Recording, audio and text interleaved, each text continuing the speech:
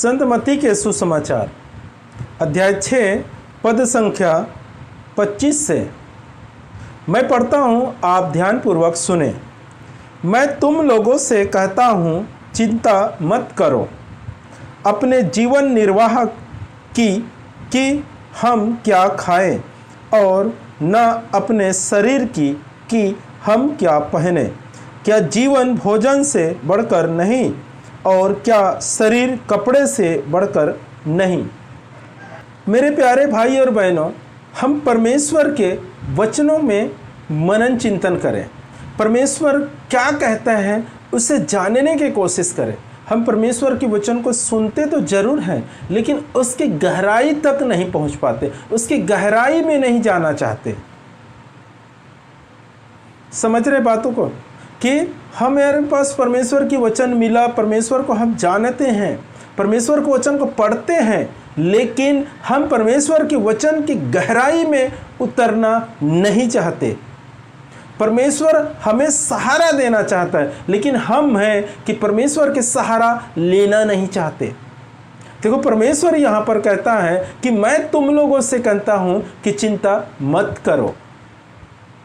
परमेश्वर का वचन यहाँ पर कहता है कि चिंता मत करो। लेकिन मेरे प्यारे भाई और बहनों, मैं आप लोगों को बताना चाहता हूं, जितने लोग विश्वासी हैं, जो लोग प्रभु को जानते हैं, जो सत्य को ग्रहण किए, वही व्यक्ति सबसे ज्यादा चिंतित है, चिंता करते हैं। सताव आ रहा है, उसके लिए चिंता करते हैं। वहाँ न्यूज पढ़ेंगे, वहाँ पर सताव आए हैं, मारपीट हो गए हैं, क्रिश्चियन लोगों को जला रहे हैं, चर्च में तोड़फोड़ किया है, ये सब चीज़ है, और कुछ कुछ बातें हैं, तो चिंतित हो जाते हैं कि अब हमारा क्या होगा। समाज वाले ने दंडित किया, डांट दिया, कुछ किए गांव वाले ने, उससे चिंतित है। अरे बहुत सारे बातों में चिंतित है कि जब परमेश्वर कहता है कि चिंता मत करो। मैं कुछ लोगों को देखा हूँ, कुछ विश्वासियों को ऐसे देखा हूँ कि काम के लिए चिंता करते हैं। कल हमें कैसे कौन से काम मिलेगा, कहाँ जाएंगे, ये सब चिंता है। खेती बाड़ी के लिए चिंता करते हैं। कभी कोई बहुत सारे ऐसे विश्वासी हैं जो अपने बच्चों के लिए चिंता कर रहे हैं, अपने माता पिता के लिए चिंता कर रहे हैं। किसी किसी का शादी नहीं हो गया, उसके लिए चिंता कर रहे हैं। शादी हो गए, बच्चे नहीं हो रहे, उसके लिए चिंतित है। कोई क्या बोलते हैं, बिजनेस तो है, वो चल नहीं रहा है, पैसा आवक अच्छा नहीं हो रहा है, उसके लिए चिंतित है। इस साल फसल अच्छा नहीं हुआ, उसके लिए चिंता है। बोले तो जितने विश्वासी लोग हैं, जो ईश्वर को जानते हैं, जो सत्य को ग्रहण के, वही लोग सबसे ज़्यादा चिंतित रहते हैं।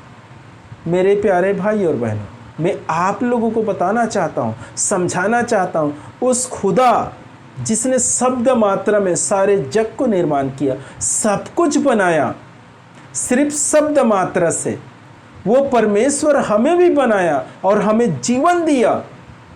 तो क्या वो परमेश्वर हमारे जीवन के लिए चिंतित नहीं करते होंगे, चिंता नहीं करते होंगे? जिस परमेश्वर ने हमें बनाने से पहले हमारे हर एक जरूरतों को पहले से बनाया और फिर बाद में हमें बनाया, तो वो परमेश्वर को हमारा चिंता नहीं है? आप सोचिए, सोच के देखिए कि आप किस बातों में चिंता करते हैं। क्या आपके विश्वास में विश्वास है? आपके विश्वास में थोड़ा भी मजबूती है? नहीं है मेरे प्यारे भाई और बहन। हमें ईश्वर के वचन की गहराई में उतरना है। ईश्वर का वचन कहता है कि चिंता मत करो अपने जीवन निर्वाह की कि हम क्या खाएं, अपने शरीर की कि हम क्या पहने।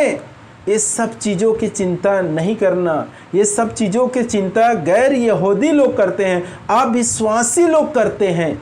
विश्वासी लोगों को चिंता करना शोभा नहीं देता, क्योंकि जीवित खुदा को जो लोग जानते हैं, जीवित परमेश्वर को जिसने ग्रहण किए हैं, जीवित परमेश्वर को निकट से जानते हैं, वो व्यक्ति, वो विश्वासी अगर चिंतित है तो इसका अर्थ है कि ईश्वर को जानता ही नहीं है। ईश्वर पल मात्रा में सब कुछ कर सकता है। पल भर में, पलक झपकते ही असंभव को संभव करने वाला परमेश्वर खुदा पिता हमारा ही है, दूसरे का नहीं। और उस परमेश्वर का उपासना हम लोग करते हैं और हम अगर चिंतित हैं तो इसका अर्थ ये है मेरे प्यारे भाई और बहनों कि हम ईश्वर को जानते ही नहीं हैं। हम सिर्फ दिखावा कर रहे हैं, हमारे विश्वास में कोई भी मजबूती नहीं है। अगर आंधी और तूफान आने से आप उड़ जाएंगे, हमें किस बात की चिंता है? सारे जग बनाने वाले खुदा हमारे अंदर बैठा है और हम किस बात की चिंता करें? अगर वो मुसीबत भी आ रहे हैं तो मुसीबत को बनाने वाला भी तो वो खुदा है, तो वो खुदा रोकेगा ना। वो परमेश्वर जो हमारे अंदर निवास करता है, हमारे साथ रहता है, हमारे साथ चलता है, वो परमेश्वर उसे रोकेगा ना। तुम चिंता क्यों करते हो? जिसने हमें जीवन दिया तो हमारे जीवन का चिंता वो करेगा ना। आप चिंता क्यों करते हो? आपको सिर्फ प्रार्थना और आराधना और उसके कार्य में लगे रहना है। मेरे प्यारे भाई और बहनों, हमें चिंता करने की कोई ज़रूरत नहीं, कोई भी बातों के लिए चिंता नहीं करना। सिर्फ आप स्तुति, आराधना और भजन गाना, प्रभु यीशु मसीह की भजन गाना। आपकी हर एक दुख दर्द, आपके तकलीफ, आपके समस्या कब दूर हो जाएंगे आपको नहीं मालूम होगा। मेरा बहुत सारे ऐसा अनुभव है, गवाही है। मैं एक परिवार में गया जो बहुत दुखी था, तकलीफ में था, समस्या में था। उस बच्चे का शादी नहीं हो रहा था, उसके लड़के का शादी नहीं हो रहा था और वो चिंतित था। तो मैं जब उसके यहाँ पहुँचा, प्रार्थना के लिए मुझे बुलाया और मैं उसके यहाँ गया, तो ये बातें मुझे बताई कि हमारे लड़के को 2 साल हो गया।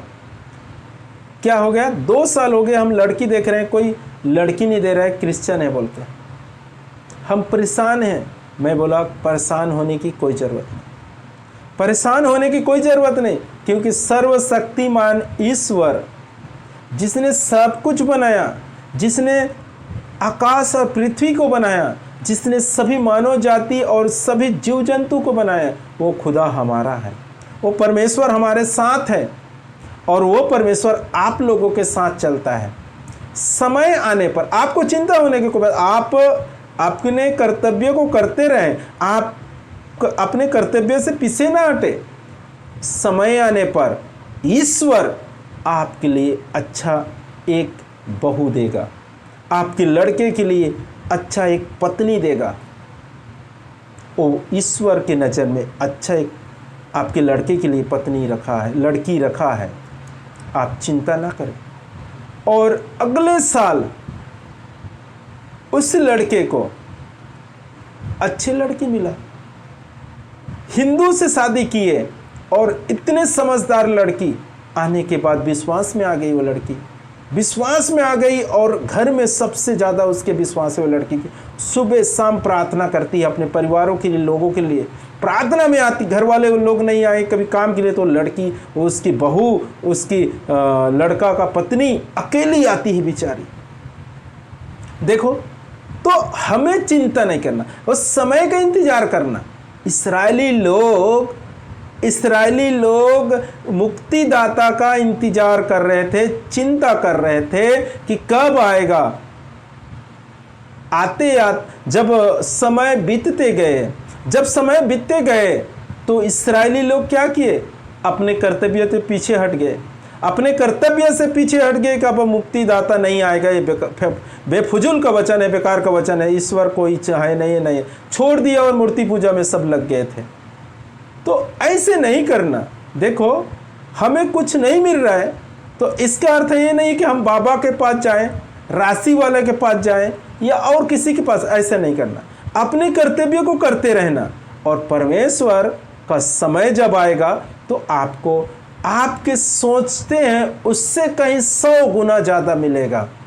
उसने जिस परिवार में जब वो अपने लड़के के लिए लड़की नहीं मिल रहे थे, उस परिवार में ऐसा सोचा होगा कि हमें ऐसे बहू मिलेगी बोल के? नहीं, लेकिन खुदा ने परमेश्वर जानता था।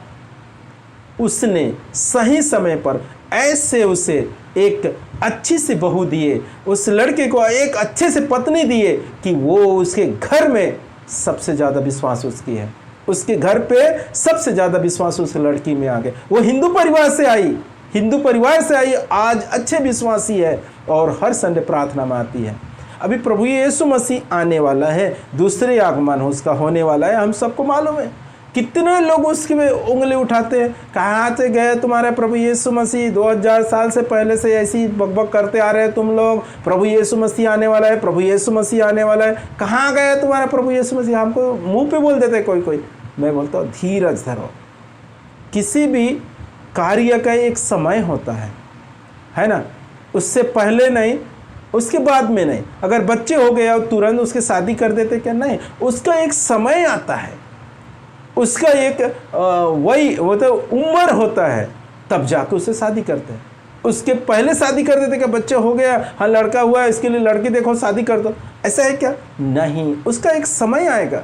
वो परमेश्वर तुम्हारे इतने से बीमारी, इतने से समस्या को दूर नहीं करेगा। जो लाल समुद्र को तो भाग कर दिया, इससे फिरौन के सेना को पूरा पानी में नष्ट कर दिया, दोबारा कभी नहीं देखोगे इसको, ऐसा बोला वो ईश्वर ने। तो वो ईश्वर तुम्हारे इतने से बीमारी, इतने से समस्या, इतने से दुख, इतने से तकलीफ को वो परमेश्वर नष्ट नहीं कर सकता।